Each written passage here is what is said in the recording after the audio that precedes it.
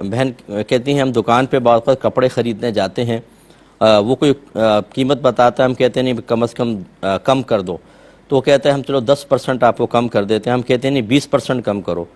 جب وہ مان جائے کہ چلو ٹھیک ہے تو کیا مزید ہم کم کروا سکتے ہیں کہ نہیں؟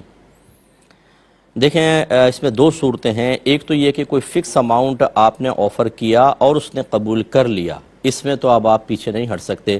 مثال کے طور پہ اس نے 100 روپے گز کہا، آپ نے کہا نہیں 80 روپے دو، اس نے کہا چلو ٹھیک ہے 80، تو یہ سودا ڈن ہو گیا ہے، اب آپ پیچھے نہیں ہٹ سکتے، اب اس میں کمی بیشی سامنے والے کی مرضی کے بغیر نہیں ہو سکتی۔ اب اگر وہ خود آفر کرے چلیں آپ نے 80 کا میں آپ کو 70 میں اور دے دیتا ہوں اور کم کر دیتا ہوں، ٹھیک ہے اس کی مرضی ہے،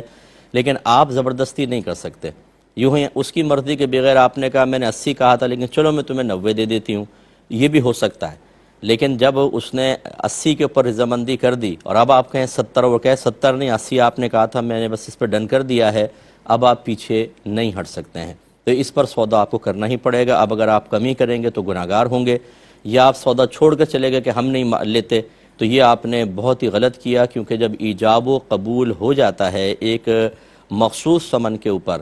تو بیچنے والے کا حق آپ کے پیسے پر اور آپ کا حق اس کے مال کے ساتھ وابستہ ہو جاتا ہے۔ اب اس کی مرضی کے بغیر جانے کا مطلب اس کے حق کو باطل کرنا ہے اور آپ آخرت میں پھنسیں گے۔ دوسری صورت یہ ہے کہ آپ نے کہا کہ بھئی اس نے 100 روپے کہا، آپ نے کہا نہیں تھوڑا کم کرو،